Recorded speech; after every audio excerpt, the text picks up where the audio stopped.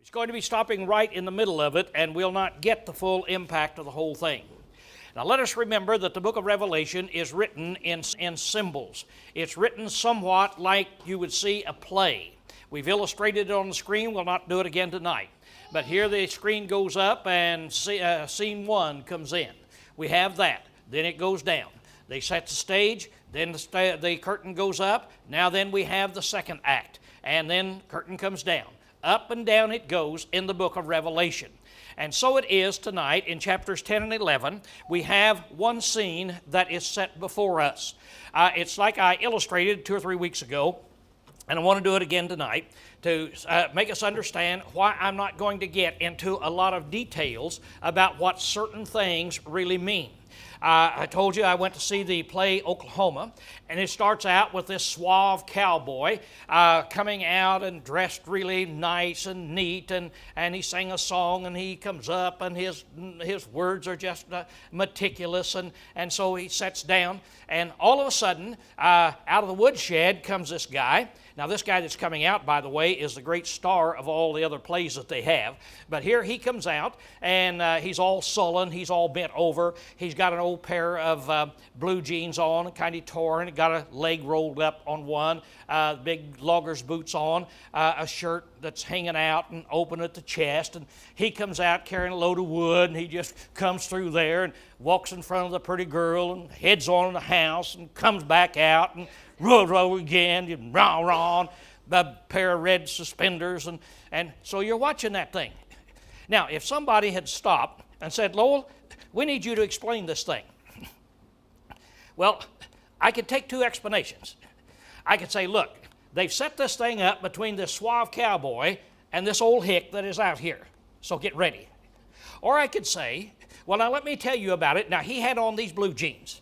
And you see he had a hole in him, which means that he's not very refined. And then he's got this old plaid shirt on, and it's open here, and he's coming along, and the sleeves aren't buttoned up, and he's just a hick. And those red suspenders. Now, those red suspenders are things that, so I just start in, and I could talk for 30 minutes about all of his clothes. But we'd miss the whole point if we did that. And so the details, as you look up, you see this suave cowboy, and then you see this dud that's out here. And if you get lost in details, why the suspenders? Why are they red and not green? Well, I'm guessing it's probably because they show up at night better under the lights. I don't know. It's just part of the whole system. So it is in the book of Revelation. We find a lot of these details, and we get lost in details, we miss the whole thing. So tonight, we're going to do as we've been doing, and we're going to take it and try to put the whole thing together as we look at this, as we see tonight this strong angel. Now, we've seen that in chapter 1, here we're introduced to Christ. Chapters 2 and 3, we're introduced to the church. Chapters 4, we're introduced to God. He's in control. Chapter 5, the 7 seals, showing that Jesus Christ is worthy to reveal. Chapter 7 is an intermission, so we stop. Stop the play. There's an intermission. Now then, in chapter 7, what is the intermission? All right, God sends an angel to seal the 144,000. Now, he's going to seal them up. He's going to protect them. He's going to see, now, my people are not going to get hurt when these trumpets blow. Then, chapters 8 and 9, the trumpets come. And wow, then we have all these national disasters that's happening. Last week, disasters on the land, disasters on the sea, disasters on the fresh waters, disasters on the sun, on the moon, and on we go with all of these disasters, and it goes down through 6 of these trumpets. And so now we got 6. Now then the 7th is ready to blow. Whoa! Now the 7th is ready to blow. Now chapters 10 and 11 come into play. This is an interlude between the 6th and 7th trumpet. Now we stop again, just like we did back in chapter 7. And here now is going to be the message that we have as we begin to look at this.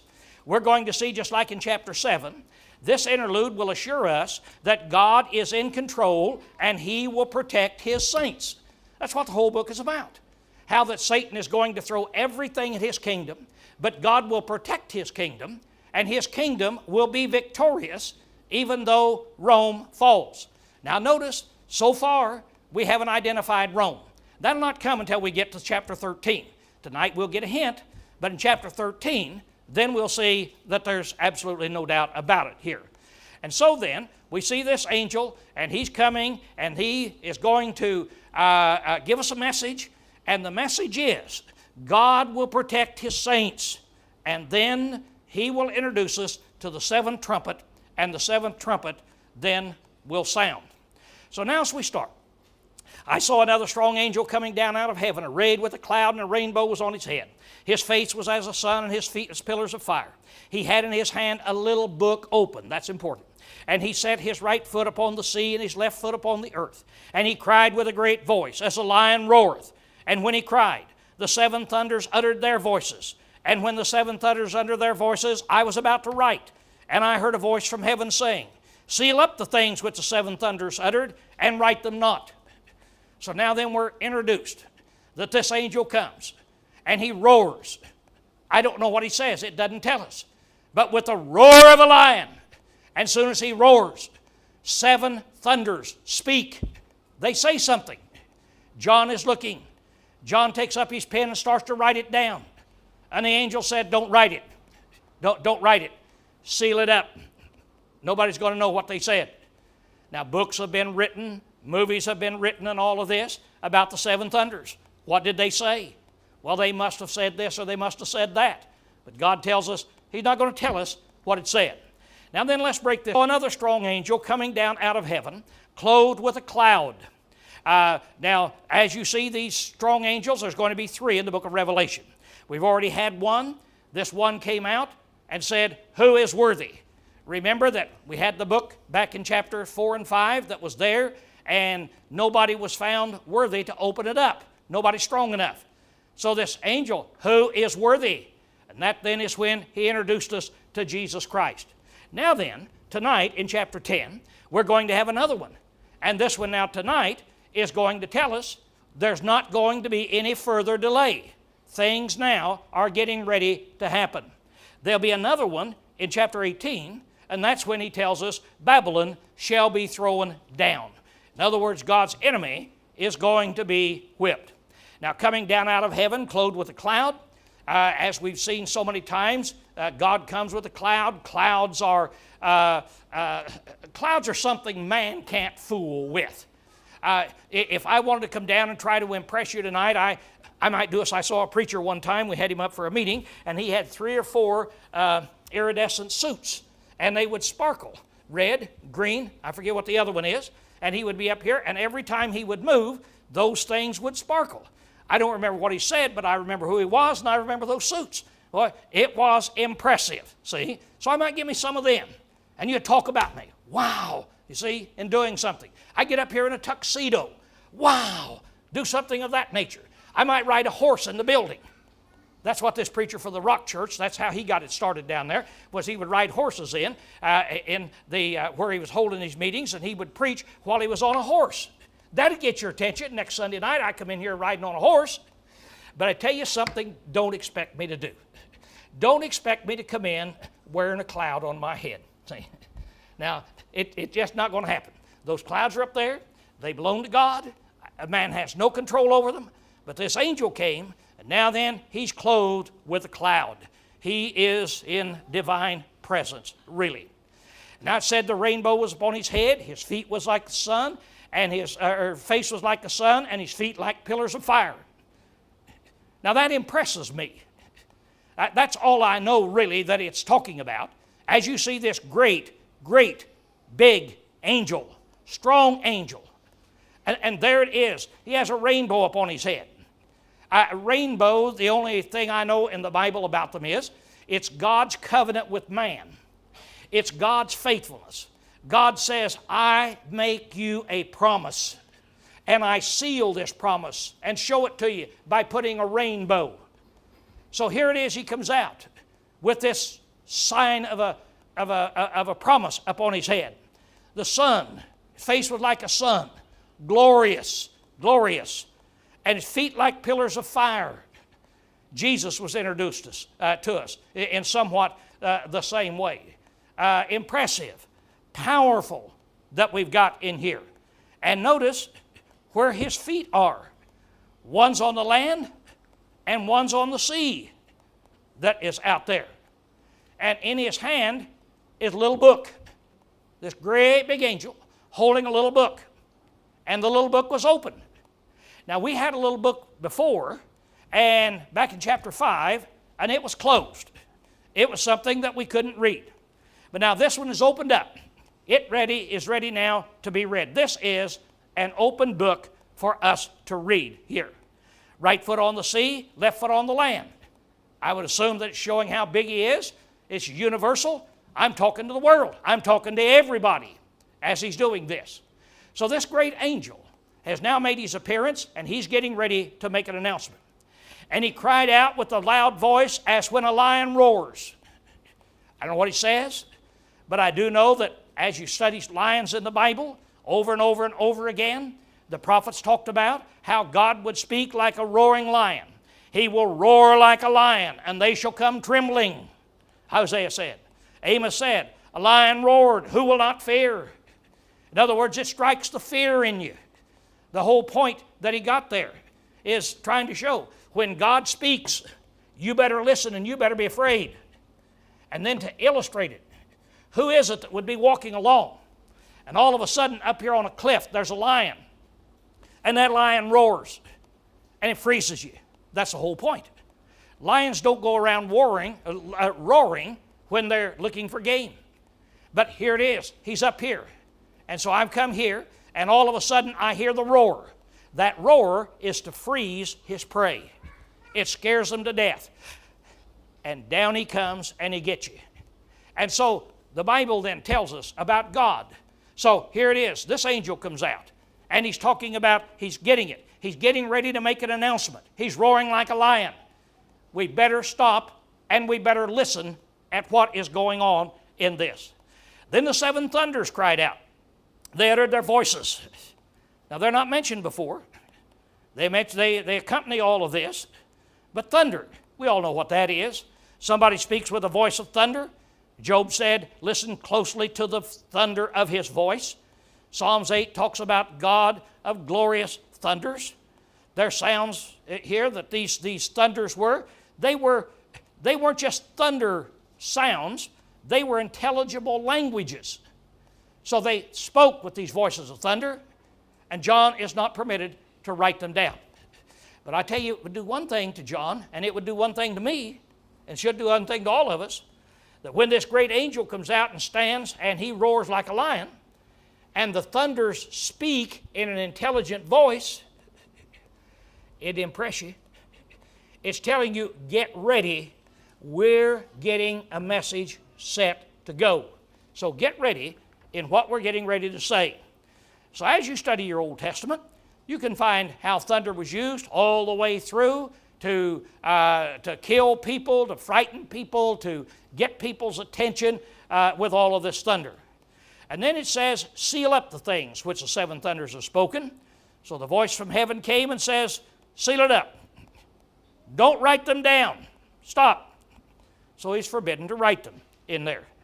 But God has some judgments that are not revealed, is the only thing we know. Of course, we knew that from Deuteronomy 29:29. He said, the things I reveal is for you to know. The things I don't reveal is for you not to know. And so these are things we don't know. But God has some judgments that are ready to be revealed. So here it is. Now we have this angel. And the angel that I saw standing upon the sea and upon the earth lifted up his right hand to heaven and sware by him that liveth forever and ever, who created the heavens and things that are therein, and the earth and the things that are therein, and the sea that are things that are therein. And he said that there shall be delay no longer. But in the days of the voice of the seventh angel, when he is about to sound, we're getting ready to get to him down at the end, then is finished the mystery of God. What is the mystery of God? It's that which according to the good tidings or good news which he declared to his servants the prophets. These are the mysteries of which he told his prophets. Now there's two things I want us to note. First of all, he's standing there and he's taking an oath. He is raising up his hand. He's taking an oath. which means this will happen. This is not something that may. This is an oath. It will happen. And then it is finished. Time will be no more. Let's look here at what we see. Here it is. He lifts up that hand and he takes that oath there before God. Now when you're swearing, of course that is swearing that you have the truth. The Bible teaches all oaths must be in God's name. The Jews corrupted it. Oaths are scriptural. We need to understand that. And this angel here is taking this oath. All right, what does he say? Here it is. Here's what the oath is. The angel swore by him that lives forever that there will be delay no longer. So whatever it is that has been delayed, it will not be any longer. So going to be the fulfillment of the seventh trumpet in answer the question. You remember back in Revelation chapter 6 verse 10 when we were back there and those saints were under the altar of God and they cried out to the Father, how long? How long before you take vengeance on those people upon the earth who have killed us and down there persecuting the other people that are upon the earth? How long? Well, this is the answer. There will be delay no longer. So the judgment of God is about to be poured out. Whatever God is getting ready to do. But in the days of the voice of the seventh angel, when he is about to sound, then the mystery of God is finished. Now when you talk about the mystery of God, all of a sudden the world goes crazy. This is time when they write books, make movies, because mysteries, something you can't know. And so then they make a mystery out of everything. But keep in mind the word mystery is used throughout the Bible, and it's always used the same way as we use it today.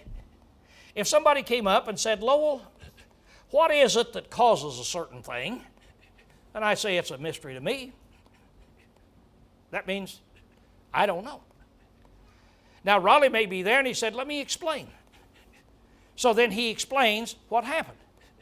Now he revealed the mystery, and it's no longer a mystery. So what is a mystery?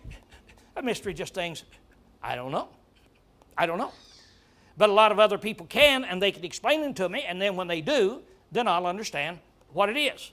Now, as we look at some of the mysteries, there was that mystery of Nebuchadnezzar's dream.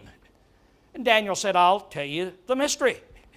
Well, you and I know the mystery. Nobody would have known what that thing was because it was a mystery had Daniel not revealed it. There's a mystery of Christ himself. He's a mystery. In God's plan, what did God plan for? Well, it was a mystery until it was revealed to us that he was sending his only begotten Son.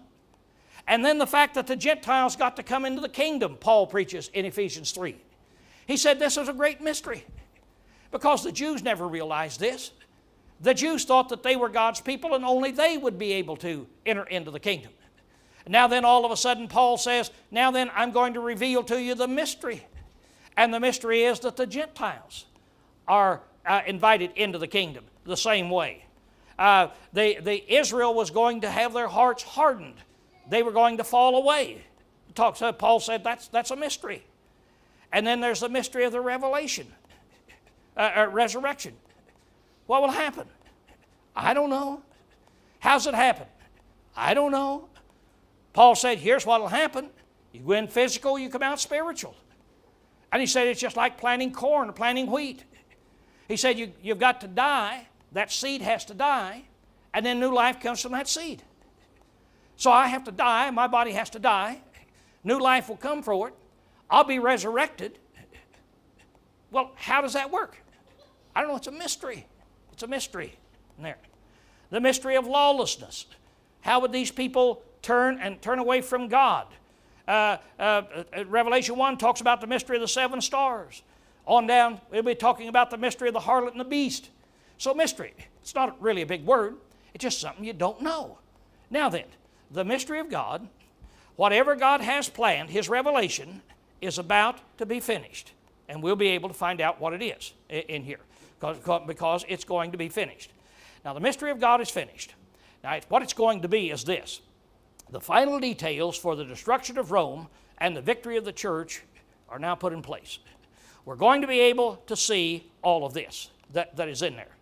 Just to illustrate, the mystery isn't the entrance of the Gentiles into the kingdom back there. That had been done 30, 40 years before this was ever written.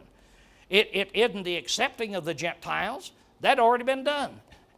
It's not the mystery of Nebuchadnezzar. Daniel already told us that. Well, what is this mystery? It's the mystery that he preached to his servants, the prophets. Now, what did he preach to them?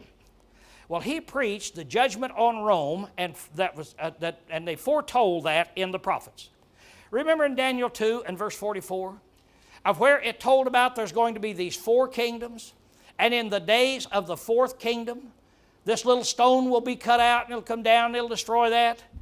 And as he said, in the days of these kingdoms shall the God of heaven set up a kingdom. Boy, wonder what that 4th kingdom is. Well, in our previous studies, you and I know, because the same way that we would know what president followed Bill Clinton. Now, if I am going to ask you, what president will follow George Bush, nobody knows. It's a mystery. It's a mystery. Now, it used to be a mystery of what president would follow Bill Clinton, but it's not anymore. What makes us so smart? All of us know that. Well, just history. You read it. There it is. Who was the 4th kingdom? History. Rome. In Daniel 7, he talks about the 4th beast, showing it's Rome. He said in Psalms, he'll break them in pieces. In Isaiah 60, the nations that will not serve you will perish. God is going to destroy nations. This was prophesied by God. Now, the Roman Empire's fall was predicted 500 years before Christ came, see, through Daniel and these prophets back there. And so there, it was called a mystery in that way. I want us to go back to Daniel, and I want us to look at something, and I want you to zero in especially on what I have marked as red. Now, as we go back to Daniel chapter 7, these great beasts, which are 4 kings. Now, when he's talking about beast, we don't have to wonder about it. They are kings. Well, what is the 4th beast down there? So we got him. Now, the 4th beast shall be a 4th kingdom upon the earth. We got that now, don't we? What is it we're talking about in this 4th beast? We're talking about the 4th kingdom. What was the 4th kingdom? Open your history books, and everybody knows it was Rome. Now, I want us to see what's going to happen. Now, here it is. And these 4 kings, there shall arise out of the earth, but the saints of the Most High shall receive the kingdom and possess the kingdom forever and ever. Note that. Down here, when these 4 beasts are there, and the 4th one is trying to destroy it, the saints of God will receive the kingdom, and they will possess the kingdom. Now, let me again, even though I know I talked about it once, let me again show you what I mean by that. If somebody came up here tonight and said, here, Lowell, I'm going to give you a check worth $500,000. So here it is. I've got it. Check. Here in my hand. Now, I've received it. Do I possess it? Well, that depends on a lot of circumstances, doesn't it? Some of you guys out here says, Lowell, you're not getting out of the building with that check. We're going to take it away from you. No, you're not. No, you're not. This was given to me. It's mine. And you're not getting it. Now, who's right? How many of you would put your money on me and say, Lowell has received the check and he's going to keep it? Nobody. You'd say, Lowell has received it, but he doesn't possess it. By the time he leaves here tonight, other guys will have that check. Now, let's look at what God says. The saints are going to receive the kingdom. But are they going to possess it? In Acts 2, they received a kingdom. And you say, well, yeah, they've got it. What happened? All of a sudden, the Jewish nation came against them, didn't he? The Jewish nation came in and they tried to kill him. And you have Saul coming and destroying the only church in existence in Acts the 8th chapter. And all the persecution began to come upon the church. Can the church stand? Can the saints possess the kingdom? Can they keep it? And then later, the Roman government is going to try to destroy it. Can the saints possess the kingdom? All right, what Daniel says is, but the saints of the Most High shall receive the kingdom, which they did in Acts 2, and possess the kingdom forever, even forever and ever.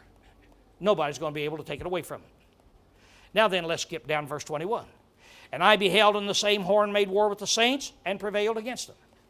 So this enemy, this persecuting power of Rome, if we could have time to look at that in black, but here it is, this persecuting power is making war and prevailing against the saints. It looks as though Rome will destroy the church. How could the church, without a shotgun or a bow and arrow or even a club, defend itself against the most powerful nation on the face of the earth? Well, they can't. It's totally impossible. The saints will lose. The saints won't possess the kingdom under those circumstances I described. But look at verse 22. He prevailed against them until the Ancient of Days came, until God came, until God intervened and judgment was given to the saints. Until God, the judge of all mankind, cracked his hammer and says the saints will be given this case. And given to the saints of the Most High, and the time came that the saints possessed the kingdom. Now Daniel's prophesying this, and Daniel is telling us this. And now John over there is telling us that here we have these things and explaining what he told the prophets. Here it is, it says, goes on, and he, this is the Roman Caesars, shall speak words against the Most High and shall wear out the saints of the Most High. And he shall think to change the times and the law and the given to his hands, but judgment shall be set. And now it's going down, 27, and the kingdom and dominion and greatness of the kingdoms under the whole earth shall be given to the people of the saints of the Most High. See, the church, the saints, are going to be victorious because of God. Not because of our power, but because of God's power. And he says his kingdom is an everlasting kingdom, and all dominions shall serve and obey him. Here is the end of the matter. I want us to note that. Trying to emphasize it. This is it. This is the end of the matter. God will intervene. God will rule in favor of the saints. The saints will possess the kingdom. Now Daniel 7:28 says, it's the end of the matter. Revelation 10:7 says, then is finished the mystery of God according to the good things which he declared unto his servants the prophets. Daniel was a prophet, wasn't he? So now then, Daniel prophesied that's how it would end. Now then, John is saying, the angel is saying, I swear with an oath to God that mystery is finished. That what the prophets prophesied is now finished. Now, by the way, this is our first indication of Rome in the book of Revelation. Daniel is speaking of Rome here. I think it's pretty clear. We can go back and find that out. And therefore, he would be speaking of Rome down here. But he doesn't mention it. Up until we come to chapter 13, Rome is not mentioned. There, we'll get into it. Okay. Now then we have this angel, and he says this. He's there. And a voice which I heard from heaven, I heard it speaking to me again, saying, go take the book which is in the hand of the angel that standeth upon the sea and upon the earth. I went unto the angel, saying unto him that he should give me the little book. And he saith unto me, take it, eat it up, and it shall make thy belly bitter, but in thy mouth it shall be sweet as honey. So he said, I took the book, and that's exactly what happened. And they say unto me, thou must prophesy again over many peoples, tongues, and nations and kings. So now, he was told to go take that book. He saw it. He went up there to receive that book, and the book is opened. That must have been a frightful thing for John. But now he's getting ready to take the book. And what's he going to do with the book? Well, you read a book. You read a book and you look at it. How many times have you ever told your children, digest that book? Read this, study it, digest it. You can't digest a book. Well, yeah, you can. We use the same terminology. And here it is, he says, eat it up. I want you to take this book and eat it, digest this book, totally consume this book. Now, what you do to totally consume a book is you read it and you meditate on it. You learn everything that is in this book. So he said, take it and eat it. It'll make thy stomach bitter, but thy mouth shall be sweet as honey. Now we have an Old Testament example. We can always go back to the Old Testament and find this because the book of Revelation is based on that. Ezekiel had the same experience. Ezekiel was being sent out to preach to the people to tell them, you're going to be destroyed. You're going to be destroyed. Ezekiel saw a hand, and in that hand was a scroll or a book. And it was written on the front and the back. And it had lamentations and mournings and woe about all the terrible things that's going to happen. And he was told, eat the book.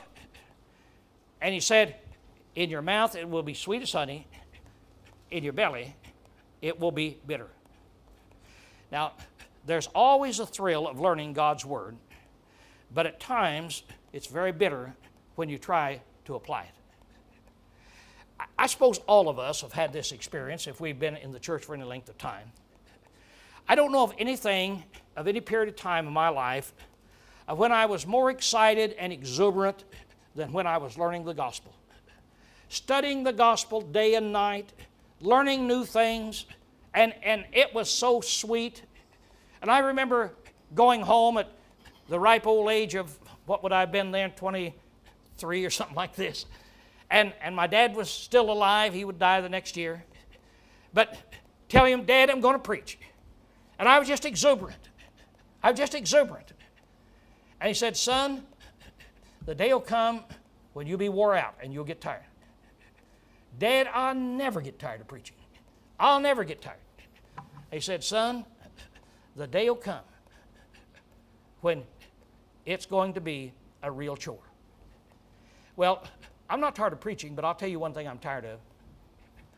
I've learned the gospel, and in the gospel I've found that what we're supposed to do to be faithful, preach the truth and don't deviate. And when we do that, many of our brethren will go astray. They'll turn on you. They'll talk about you. There are times of when we have to disfellowship dear friends, loving friends.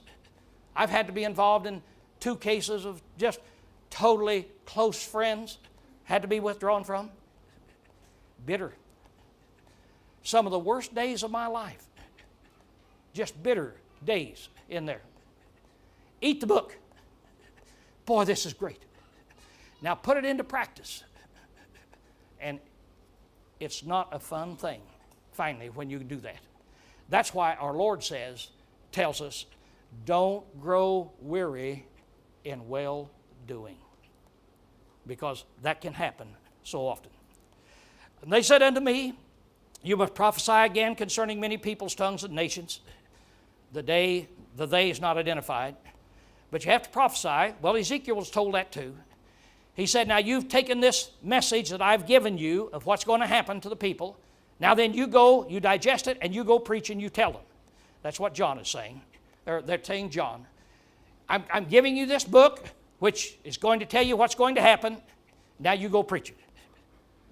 I suppose it's talking about the details of what we're going to learn, chapters 11 through 22, so things that are going to come to pass. We're getting ready to be revealed. Here are things that are going to happen. Now we move in chapter 11, and it continues exactly the same teaching, exactly the same time, but this time now, we're going to see it's broken down into 3 parts. Verses 3 through 6 is going to be talking about the apostolic age, when the witnesses could not be destroyed. When the apostles, you could not kill the revelation. 7 through 10 is going to be a period of time when the church would suffer terrible persecution, but it won't be destroyed. This would be the period after the gospel is preached in there. And then 13 through 11 is going to be when the witness has been carried back to heaven. They've done their work. Then what happens to the kingdom? So now let's look at this. There was given to me a reed. That's a staff, like that guy's carrying, a walking staff. As we look at it, we find there men throughout the Bible, they had these walking staffs. It was very usual for all of these people to have them there. Now, John's staff that he's talking about is a measuring staff. It's not going to be just a walking staff. So you take this staff, which is like a rod, and you go measure the temple. Now, that has to be the spiritual temple. The physical temple had already been destroyed some 20 years ago. But I want you to measure the spiritual temple. Now, what is the spiritual temple? We don't have to be told, do we? In 1 Corinthians letter and in 1 Peter, it's the church. See? It's the church. Now, I want you to measure out the church. This is just about like sealing the 144,000, isn't it? See? I want you now to go put a line around the people here we're going to protect. Now, Ezekiel had the same job. You see, remember 400 times there's references back there. Now, Ezekiel 40, he was told to measure the temple, but the physical temple had been destroyed 14 years ago. It wasn't there. In fact, he wasn't even there. He was in a different country. It had to be the spiritual temple, and so it is here. Now, Ezekiel, in there, he went to do this. His is a vision. John's is a vision. Ezekiel spent 40 verses talking about measuring it all out in detail. The church is called the temple of God. What he's doing is saying, John, now then I want you to measure out the church. Put the line around it. Who are the faithful? Let's mark the faithful. It's just a different vision than chapter 7. So get up and measure the temple of God, at the altar, and those who worship in it. Now, the temple of God would be the place of where God meets them. He met them in the temple. God is with us in the church. The altar is where they sacrifice to God, and we offer sacrifices to God in the church. Those who worship, that was their priest in the Old Testament, and so we are the people of God over here in the New Testament. Now, it shows the security of the faithful. That's all it shows. Line it out, put a line around them. The faithful were sealed. Chapter 11, were measured. We have that around. Now he said, contrast the court, because it's going to be trampled under. He said, take the court and just throw it away. That's the word that is used there. Throw it away. That is in there. Now, point is, God is going to knows who is his. Now I said, leave out the court, or throw out the court, which is outside the temple. Now remember, as you look at the temple, we see this picture. That great big courtyard around there is the court of the Gentiles. That little building in there is the temple where God and his people meet. All heathens could come in this courtyard that is out there. It could all come in there. But you couldn't get in that gate that goes right around it. When I was over there, it was an interesting thing.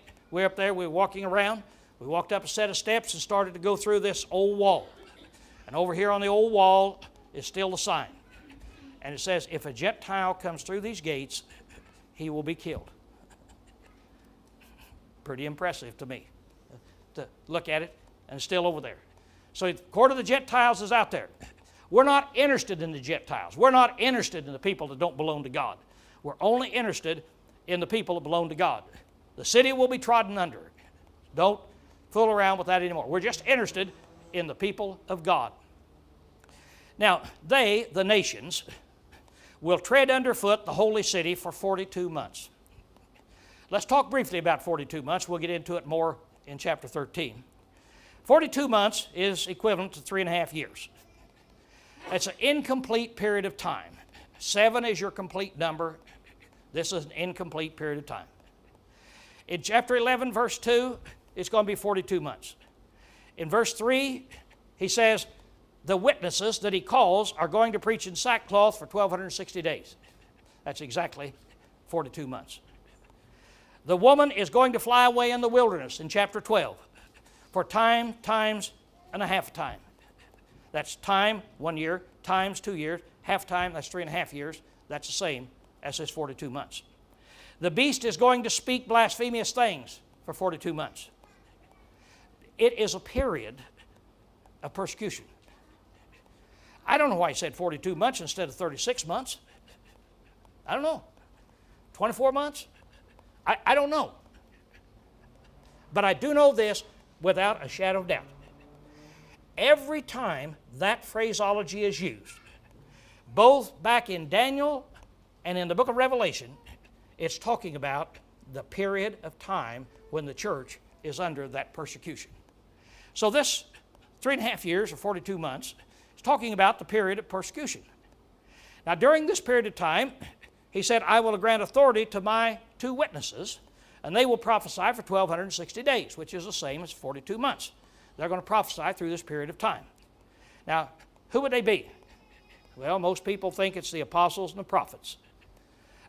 They prophesy, they speak by divine inspiration, and they have miraculous powers, as we'll see in just a moment. Well, certainly, the inspired men of the New Testament, the apostles and the prophets, they were the ones that were truly witnessing for God. They were the ones that truly revealing the Word of God in New Testament period of time. They were prophesying, and they could perform all of these miracles. Kind of interesting, it always took 2 witnesses to confirm testimony, and God used 2 witnesses. Now, these 2 witnesses are the 2 olive trees and the 2 lampstands that stand before the Lord of the earth. Now, to understand this, we've got to go back to Zechariah. And then it becomes clear again what these 2 witnesses are. Well, they're 2 olive trees. Today, if I'm trying to tell you about somebody who's really strong, and I say, now, that guy is an oak tree. Everybody know what I'm talking about, see? That strong in there, immovable in there. But what are the 2 olive trees that are there? Well, when you compare Zechariah chapter 4 about the 2 olive trees, in 13 then he tells you that these trees are the 2 anointed ones. We're starting to talk the same language, aren't we? See? Starting to talk the same language. Now his vision was a symbolic way of saying, and we're going to read this, the work which has been taken in hand is not affected by human strength, but by the Spirit of God. The work that's getting ready to happen doesn't depend upon humans, it depends upon God's Spirit. So now here's the vision that you see in both Revelation and back in Zechariah. Here's your 2 great olive trees. And it shows that they had those candle lavers up there. And the oil out of the olive trees ran straight into the lampstands. So there wasn't anything in between. The lamps would burn continuously. No human element is what was in there back in Zechariah. What does that mean? Having them up there where instead of us having a lampstand and then planting an olive tree and going out and pressing the olives and then bringing it in and me filling it up, this candlestick is going to have a straight line from the olive trees right in. See? God is going to supply it. So we take a look at this then to see what really happens here. And back in Zechariah, and he said unto me, what seest thou? And I said, I have seen and behold a candlestick all of gold, with its bowls on the top of it, its 7 lamps thereon, and there are 7 pipes to each of the lamps, which are upon thereof, and 2 olive trees by it, one upon the right side of the bowl, and one upon the left side. And the angel that talked with me answered and said unto me, knowest thou what these are? And I said, no, my Lord. Well, nobody would know if God hadn't told us, see? He said, no, my Lord. Then he answered and spake unto me, saying, this is the word of Jehovah unto Zerubbabel, saying, not by might, nor by power, but by my Spirit, saith Jehovah of hosts. He said that's what that figure means. So God tells us what it means. That means that the work that's being done doesn't depend on man, it depends on me. And then he said, these are the two anointed ones that stand by the Lord of the whole earth. He had two men that were working for him at that time. These two guys could not withstand. But God says, it's by my power that this is going to happen. So here you have it then, and he was saying, it's not by human hands, it is by this. And if any man desires to hurt them, fire proceeds out of his mouth. I want you to notice that. These have the power to shut the heavens. I've marked it in blood. They can turn waters into blood. And every plague, as often as they desire. Now, of course, we go and say, what does it mean fire come out of the mouth? When Jeremiah was sent out and he says, my words are fire and the people wood. When I preach, it's just like fire coming out and you're wood and it's going to burn you up. That's what he says in here. These people that preach the gospel are going to go out and it will win. This is like fire. The people are like wood. You're either going to change or you're going to be burned up. You can shut up the sky. Well, of course we know about Elijah. James uses him. You can call, these men had miraculous powers. They could call upon God to confirm what they were doing. Turn water into blood. Old hat to Christians. They knew Moses did that. So these apostles and prophets, they're going to go out and they will have miraculous power.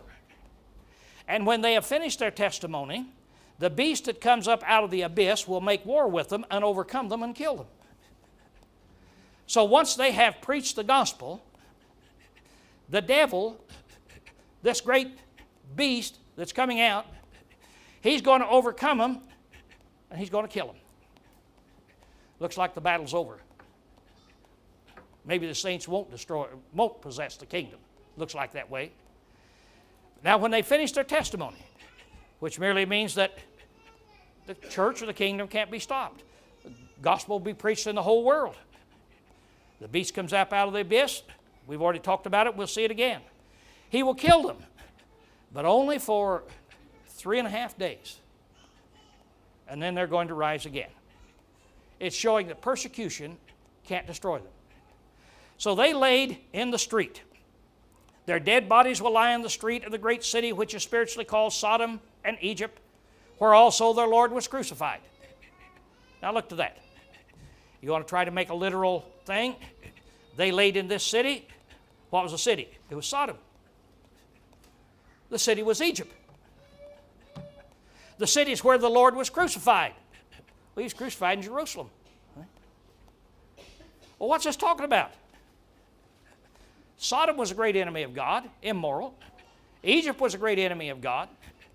And Jerusalem, remember what happened to it? Jesus told him, he says, where the carcass is, there will the vultures be. In other words, Jerusalem had deteriorated. It was not worth being saved in there.